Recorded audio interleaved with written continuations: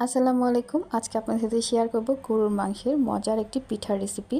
এই জন্য প্রথমে গরুর মাংসটিকে গরম মাংস রান্না করে যাবতীয় মশলা দিয়ে ভালোভাবে সেদ্ধ করে নিতে হবে। যখন এরকম কষানো হয়ে আসবে তারপর ঠান্ডা করে পাটা এভাবে ছেঁচে নেব। এরকম আঁশ থাকতে হবে, ব্লেন্ডার করলে একদম মিহি হয়ে যায়। তাই এভাবে ছেঁচে নিয়েছি। তারপর চুলায় প্যান বসিয়ে তেল দিয়ে গরম হয়ে আসলে এর মধ্যে পেঁয়াজ কুচি দিয়ে দিব। পেঁয়াজ কুচির পরিমাণ অবশ্যই একটু বেশি হতে হবে। তারপর দিয়ে দিব সামান্য লবণ।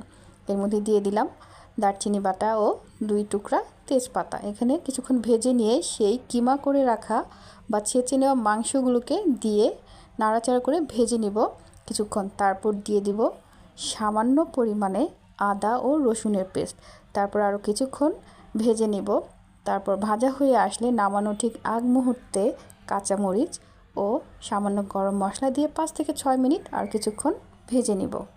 তারপর যখন তেলটা ছেড়ে দিবে বা দেখতে এরকম হয়ে আসবে, আমরা এটাকে নামিয়ে নিব। তারপর চালের গুঁড়িকে সামান্য হলুদ দিয়ে রুটির মতো করে বেলে এর মধ্যে মাংসের পুরগুলোকে ভরে এভাবে স্টোর করে রেখে খেতে পারবো সারা বছর। খাওয়ার আগ মুহূর্তে জাস্ট ভেজে নিব। এরকম দেখতে হবে। এটা দেখতে যেমন সুন্দর, খেতেও কিন্তু অসম্ভব মজার, ক্রিস্পি। দেখেই নিশ্চয়ই বুঝতে পারছেন এটা খেতে কতটা মজার।